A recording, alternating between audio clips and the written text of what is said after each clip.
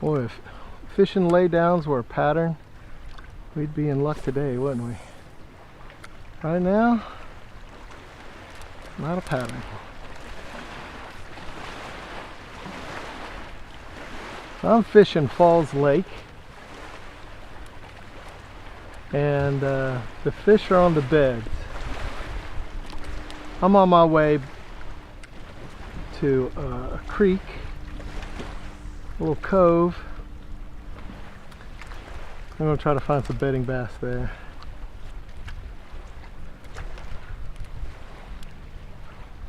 I don't know if this shoreline just has too much traffic. Probably a little exposed for a bed. These trees really extend out into the lake pretty far. I mean, ultimately they were washed down. They're at least that tall, right?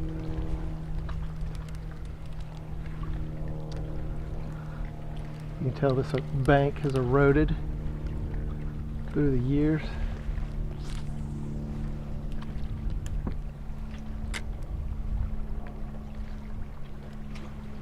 Let's try to get a little closer. I'm fishing a Senko Texas rigged weightless, which I've had luck before when it's kind of weedless.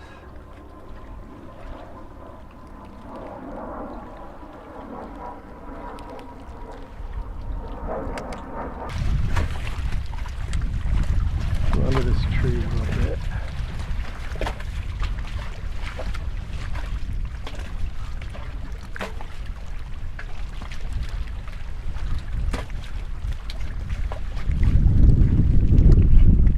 The wind picked up, but it should be calmer around this cove. This was my destination. Oh, I see some cypress trees. This could be good. I like fishing around cypress trees on Falls Lake. Could prove fruitful.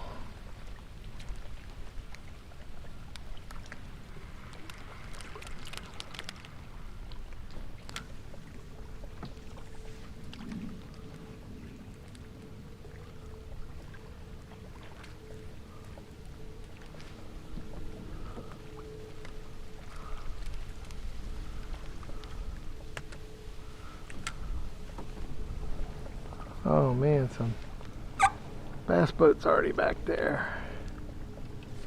Always company on this lake. Can't blame it. The fishing's good. The fishing's good. Nice. Was I just talking about the fish is good? Alright. Alright, we need the net for this guy. He's kind of big. Well, you can come around to the side.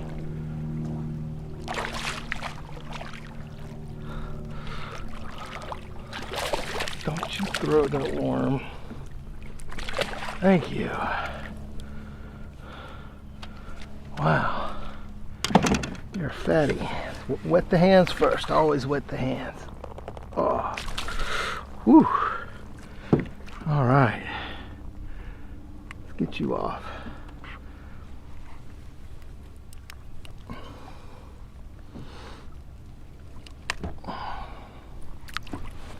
Selfie time.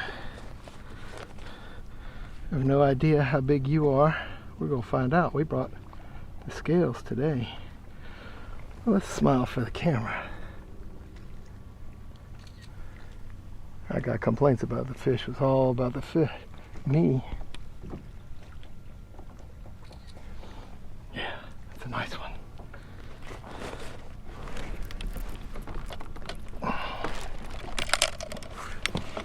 Okay, let's turn you on.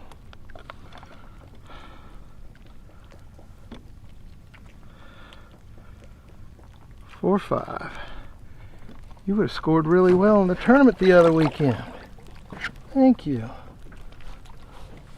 The only other thing I want to do because I have no clue how long you are. Is that even possible? 19 inches. See if I can do better than that. 19. Yeah, 19 and a half. Go, go, go, go. There you go. Beautiful fish.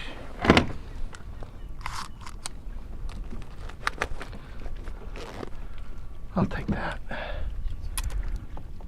Oh man. If fishing laydowns is the key, then I'm all about it. That was the first time putting on the worm.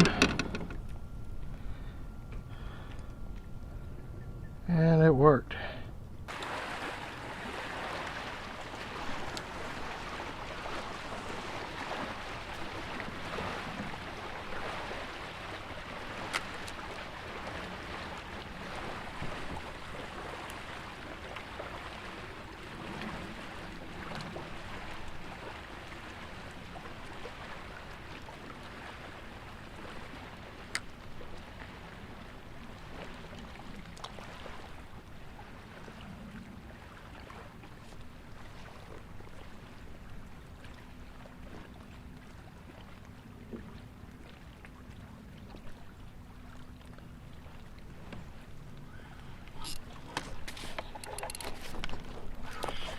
Oh yeah, he was on there. All right. Cinco comes through again. If he's gonna jump in my net.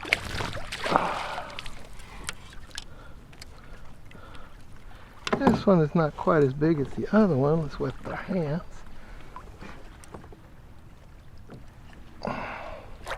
Ooh, almost got your eyeball. Skinny. This one's probably a male. Probably was sitting on some eggs.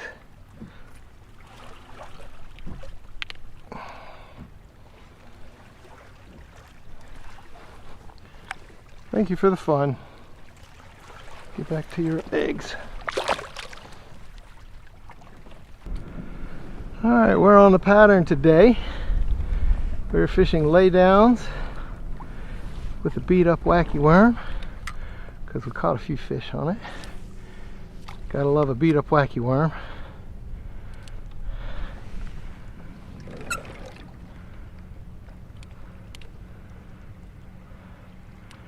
One thing Falls Lake has lots of are laydowns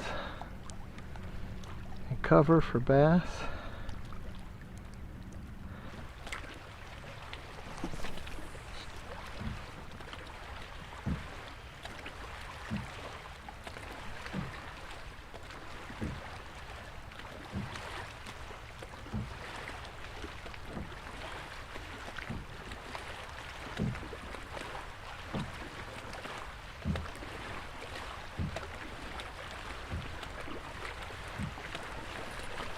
Hey, he was on there, little guy. Oh, acrobatic.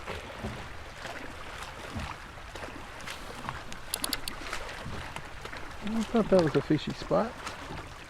Oh, you're a hungry little male. Ooh, look how red that eye is, though. Ooh. Thank you, little dinkster.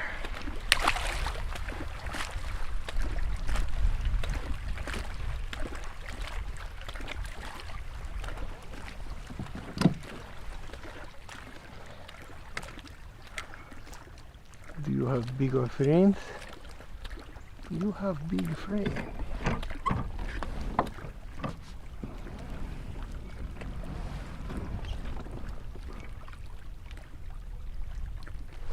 All right, number 2. Little guy. What is, oh.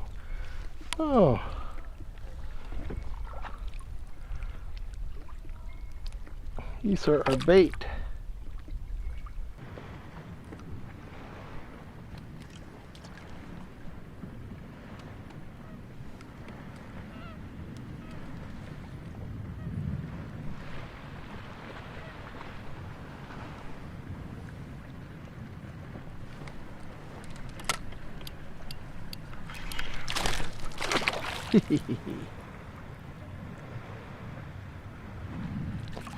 Woo!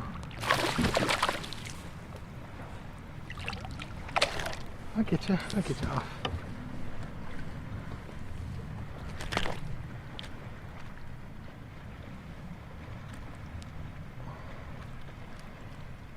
It's almost silver. Ooh.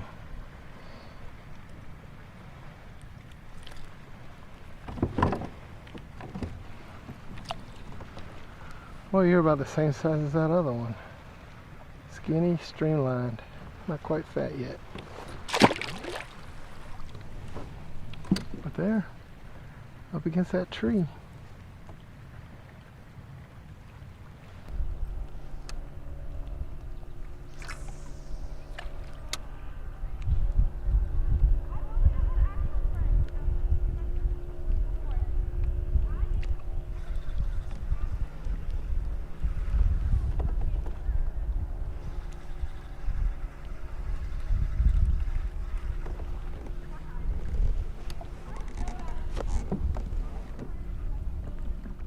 Here, I'll get the left side of the tree, you get the right side.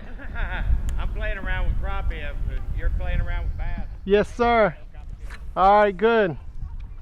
We'll be just fine. Having much luck? No, I've picked up a few, but nothing big. I'm doing it more for entertainment than trying to catch anything to eat. There's a fish attractor over there. See that white buoy back there? Yeah. I spotted a bunch. A fish on it. Yeah, everywhere I've been, the brim have been outnumbering the crappie, so I'm just playing around with them now. Caught a couple white perch and a white bass, and two little largemouth. Yeah, I caught a nice 4-pounder yesterday, and that got me back out today. It's like golf. The one good shot, they keep you coming back. Oh yeah, or you don't even need to catch one. Just a good bite.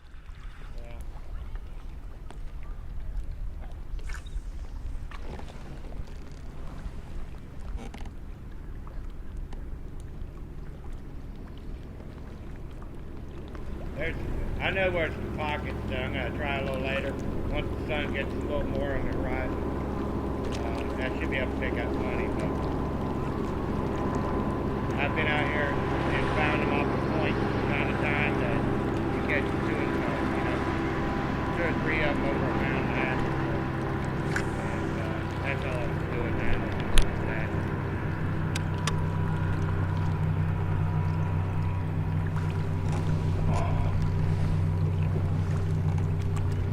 I still ain't figured this place out bass fishing wise because it doesn't really. How long you been fishing this lake?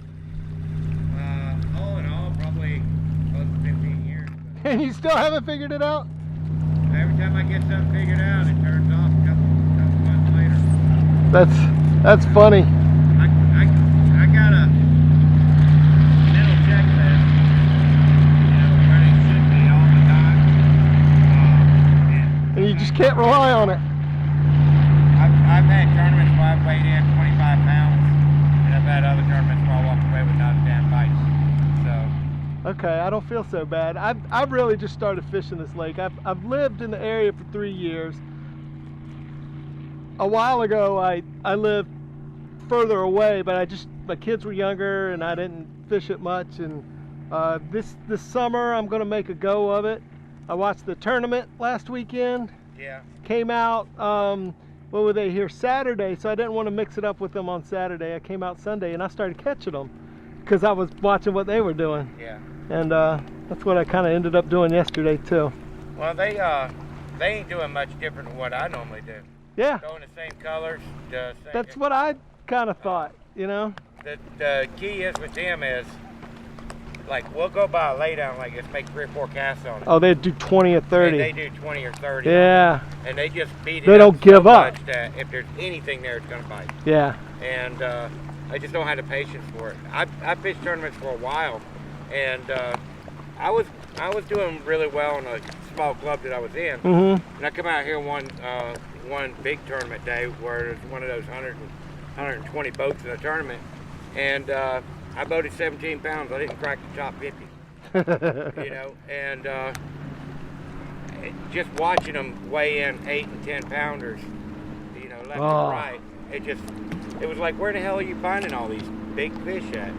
And I haven't fished out far enough off the points to get to that ledge that they're fishing. Yep. They're fishing in 12 to 18 foot of water most of the time. They're catching those big ones, and they're catching them right off of those points. And just where it drops. So offshore fishing, it really does really well. About side imaging, so I can see a little bit more of the structure they're fishing. There's nothing down there. They're fishing basically rock ledges. Sure. And they'll stack up on those ledges and wait for shad to come by. And the bait here, sometimes it'll be in this area, sometimes it'll be up, you know, towards the main lake. When you find a bait, you find fish. Sure. Well, I saw a couple weekends ago, I was walking the bank and I saw what I thought was the shad spawn or a shad spawn. Yeah. It was a school of fish really aggressively mixing it up. Yeah. And you could tell it was amongst themselves. They weren't, well, they were, I don't know, they couldn't have been but a few inches big or whatever. And so, and then I heard at the tournament they were talking about the shad spawn. And I'm like, oh, maybe that's what that was. You'll see them in a lot of these back pockets where you'll see them come up and a lot of ripples on the water in one little area. They're like a bait ball. Just a bait ball, and you'll catch 2 and 3 pounders around them all day long. Okay. But to win a tournament, you need 5 and 8 pounders. Yeah. You know. Yeah. And it's just not. I just haven't figured that part out. I come up here and I catch when I bass fish. I catch plenty of bass. It's just that I don't catch the quality that I need to be competitive. Well, I was just doing what I'm doing today. Let me see if I got a picture of it.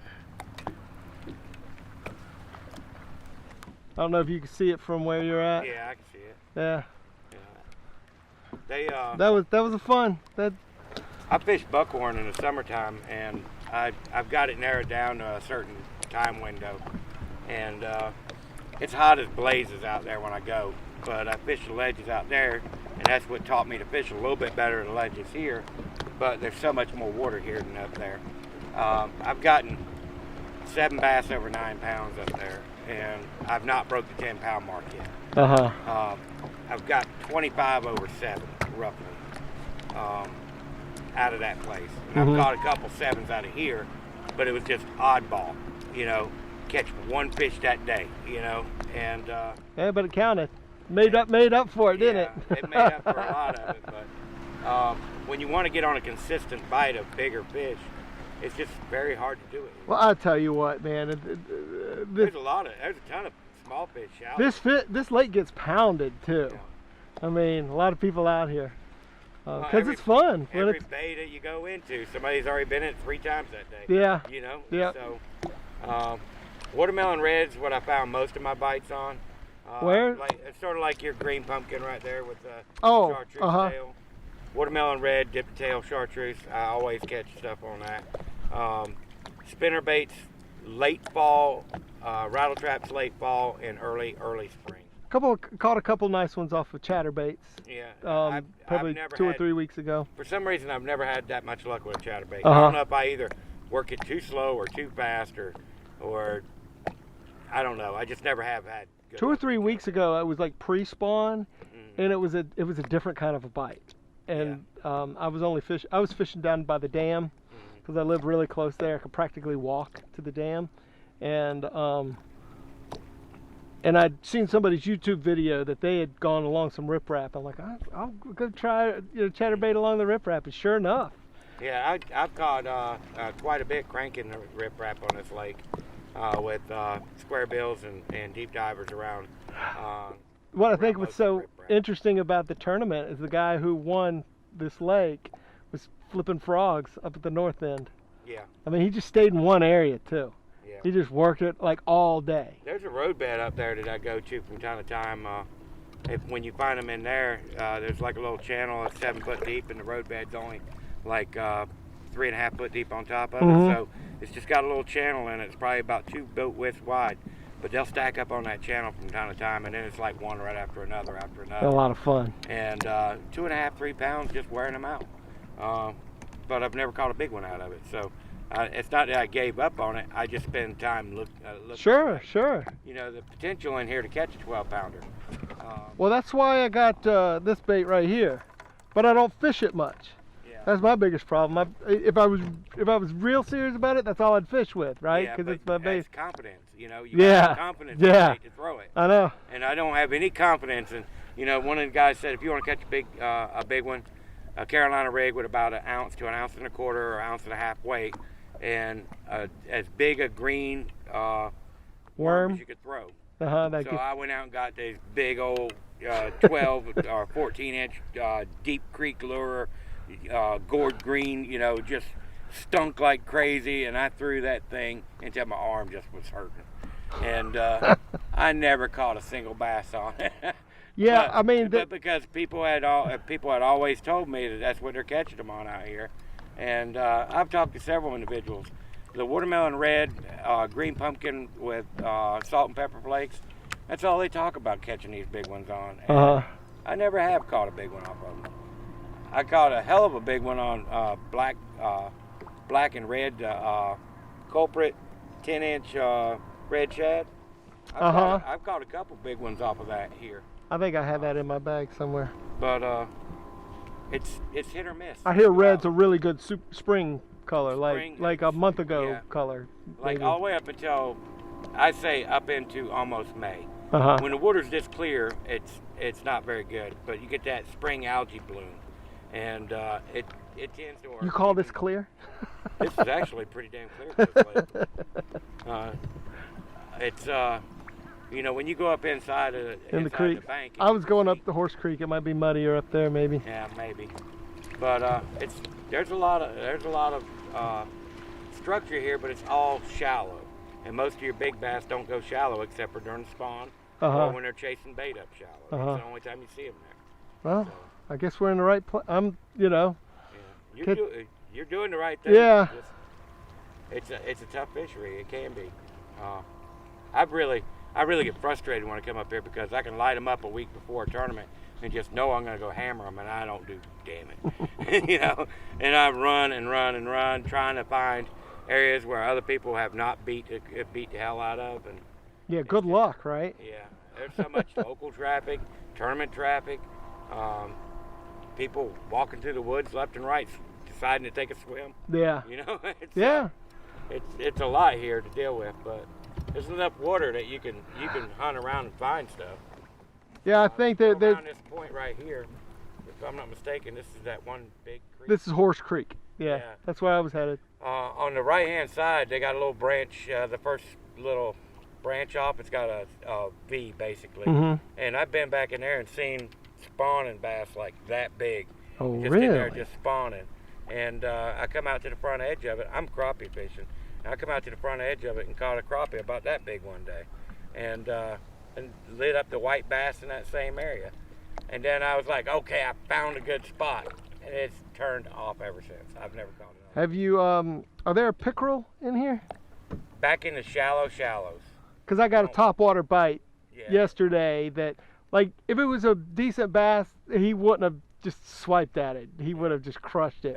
There's a lot of white bass in here. Oh, okay. And they look like a white perch, but they're actually white bass. They get up to about 16, 18 inches, but their mouth's a lot smaller than a largemouth. So. Sure. No, I caught one of those below the dam this spring. Yeah. When the shad were running, I threw a Ned rig out there, and that was a nice little fight. Fat. Yeah. They got good shoulders on them. Yeah. They fight like a smallmouth compared to I enjoyed it. So they come in. You'll see them out here on these deeper ledges in the summertime. You'll just see like little shad scurrying across the top, and them just pound them, and they're fun to do. You take a little crappie jig like that, and when they get a blown pocket where the wind's blowing in real good, and there's a lot of shad in it, and the white perch will just be white water in there from time to time, and you could just go in, or the white bass, and you could just go in there and catch them on little rattle traps and little crappie jigs and stuff like that. You just wear them out. So summertime up here. How big do the shad get in here? Oh, they got gizzard shad in here like okay, that. Okay. What's the thread fin? There's thread fin and gizzards, but most of what you got here is gizzard. But are the thread fins, are those the little ones? Most of those are still gizzard shad. They're just small in size. Okay, they're a different class. If you got a more pointy of a nose, then it's a thread fin. If it's got a blunt round nose, then it's a gizzard. Okay. So, but they got them both in here, so there's plenty of food for them. But you see them on depth finders. I know you got one. Yeah. You see them on a depth finder. It looks like something's under me, or something's back there actually. It'll just be a puff ball. You know, when you go over it, it'll just look like a big puff ball Yep. in the middle of nowhere. And that's what the bass are eating in this damn place. So, so if you fish some shad patterns, you probably be all right. Yeah, shad patterns. The reason you use watermelon red and all that is because you're really mimicking the sunfish or the brim colors around the laydowns. So there's plenty of bluegill all over this place. So you know, when they're not on a shad, they're up eating bluegill. So that's the reason for the color selection that most people use. Yeah, they were talking about on the tournament that the bass, their recruitment classes aren't that good. Their fry don't really survive, which tends to be pretty good for bigger fish because less competition. Yeah. But with the white bass and the crappie and the white perch in here, the bass fry get eaten up. Yeah. You know, so there's a ton of predators in here that it sounds like something busted up there around the corner. Well, something popped right over here. But when it comes down to it, there's enough predators in here to keep them all in check. So you really need everybody to release them just to keep a good, healthy population in. Yeah, and I think people do. I caught one bass. Was on Wednesday. He obviously had been caught before. Yeah. I'm always happy when I see that. He wasn't very big, but you know, no use keeping him. I mean, I know we drink this water, but I'm not big on eating them. Are you eating your crappie? No, I got a friend that eats them, and I bring him some when I go out and catch them. But for the most part, it depends on if he wants some or not. I don't eat much fish. I love fishing, but I hate eating. Yeah. It's not that I hate eating them. I just don't have them. If you ask me if I want to go out and eat a steak or eat a lobster, I'm going to eat it every time. You know, I've just never been a fish lover. My dad, when I was growing up, my dad cooked fish damn near every weekend. Well, see, Pounder, speckled trout, you know, king mackerel, Spanish mackerel. I mean, I love fishing so much that I'll literally wear myself out all day long, and the last thing I want to do at the end of a long day is clean a bunch of smelly fish. Exactly. All right. Oh, that's a bass.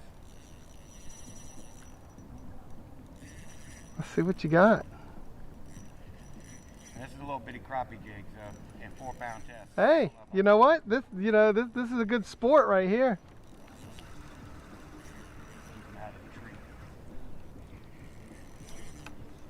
Oh, he got me in the tree limb. Well, he's wiggling. Yeah, but this 4-pound test ain't gonna last. No, I knew it wasn't.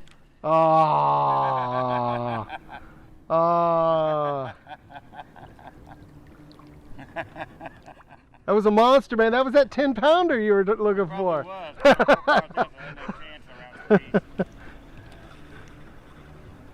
And a little crappie jig, just I've caught some big bass on it though.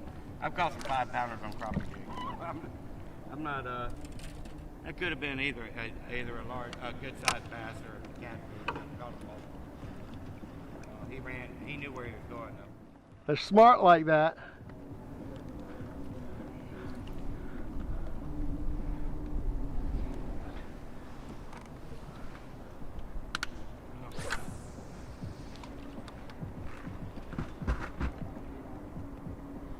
If it wasn't for tying up, I wouldn't give him a break. Hey, what's your name, sir? I'm Sam. Nice to meet you, Sam. Good luck. Good luck to you. Catch one of those that I just got a hold to. Yeah, it's my first time going up to Horse Creek, so I'm just gonna meander my way up there, see what that's about. Just be careful of the shallow water. But the very end. Really shallow. Uh-huh. I was thinking some bed and bass might be up there shallow. Yeah, just you'll spend a lot of time in shallow water where they can see you long before you ever see them. Uh-huh. Long cast. Long cast when they go shallow. All right, thanks. Try that 2 creek arms on the right over there. What's that? There's 2 creek arms on the right where it branches. Try those two. You've seen the big ones back there before? We've caught a couple. Thanks, Sam.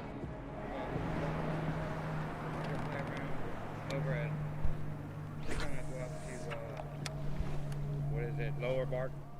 Uh-huh. See if there's anything moving up. Up amongst those tree stumps or whatever? I'm gonna do the riprap.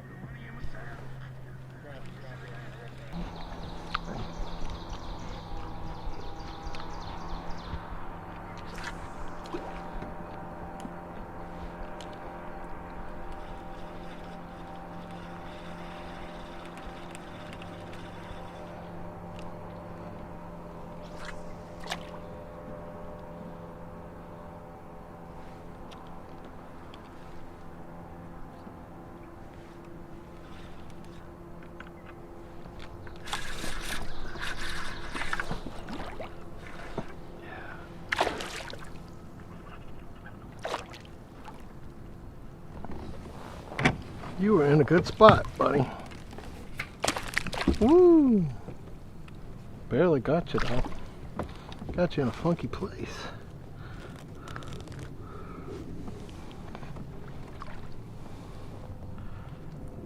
Man, I caught a couple of you guys this size yesterday.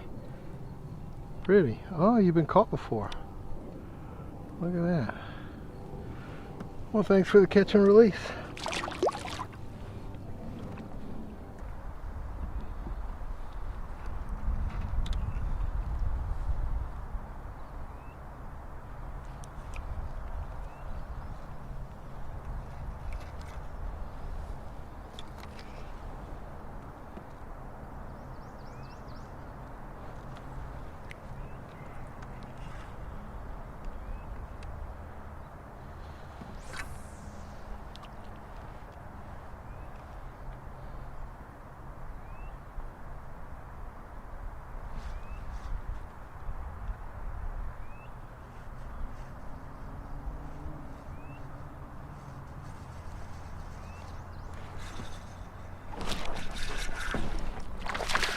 Yeah.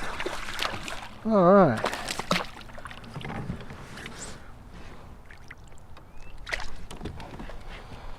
Oh, you look hungry.